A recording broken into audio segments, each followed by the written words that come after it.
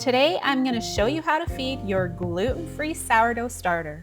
It's day 2 of my fail-proof gluten-free sourdough series. And if you missed day 1, I encourage you to pause this video and go watch it, as I shared lots of key information that I likely won't repeat today, as I want to keep this short and sweet. I'm Sylvie and I'm not a chef, but I've been gluten-free for 15 years and I never believed I can make my own loaf of gluten-free bread. Yet, here I am, and I'm gonna walk you through step by step so you can do this on your own.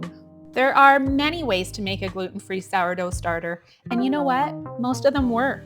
My goal though is to share the basics I have learned and to have you waste very little discard. Because let me tell you, you will go through more flour than you're used to, especially in the first weeks. So we're gonna take out our supplies. You're going to need some brown rice flour again, just like yesterday, as well as your scale,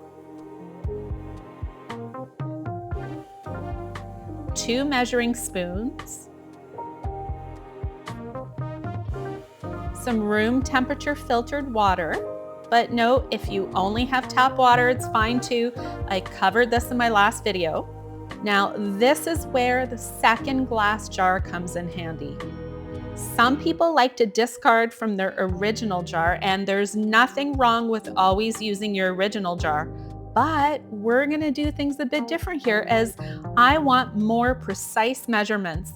And you'll understand why as we progress each day and our gluten-free sourdough starter comes to life. And of course, you're gonna need the gluten-free starter that we put together yesterday.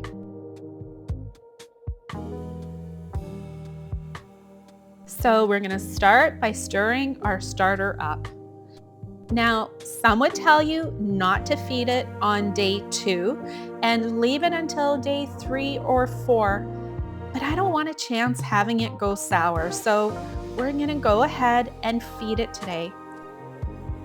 I'm being very picky about measuring everything out. In fact, some people are very lackadaisical about it and they just eyeball it. But not me, not anymore. I had a starter go bad on me last summer and I did everything I could to fix it. And in the end, I ended up tossing it. I know most people would have fought to bring it back, but I couldn't forget the smell. And while starters can be quite forgiving, especially when they're older, I had gotten too relaxed with it, so it was time to start fresh. This time around, I'm going to follow the guidelines to a T. So not only is it a science experiment for you, it's a science experiment for me as well.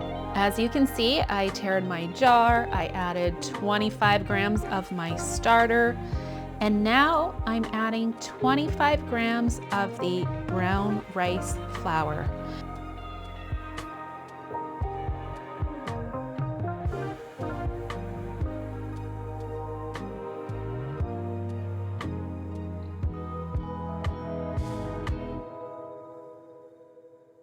And we're gonna tare our jar again. And then we're going to add 25 grams of water that's at room temperature. So as you can see, it's equal parts of everything. Right now, we're doing just a 1-1-1 ratio. But as the days progress, especially as we near closer to making our first sourdough loaf, we will be changing those ratios, so stay tuned for that. And then we're gonna stir it all up, combining all the ingredients together.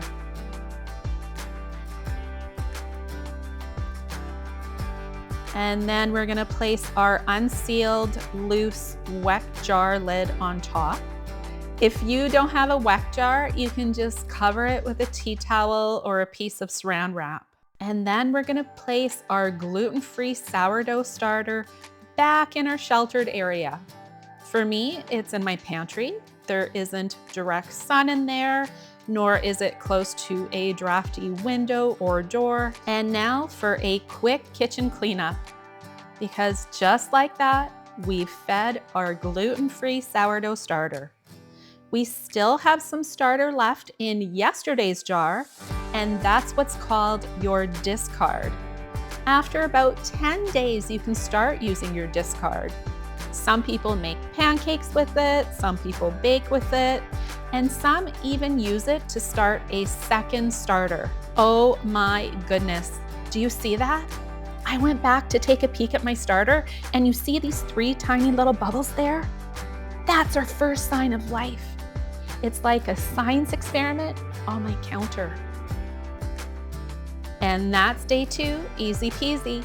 Be sure to subscribe to my channel and come back tomorrow as I'm going to show you how to best mark your jar so that you can spot the activity in your starter.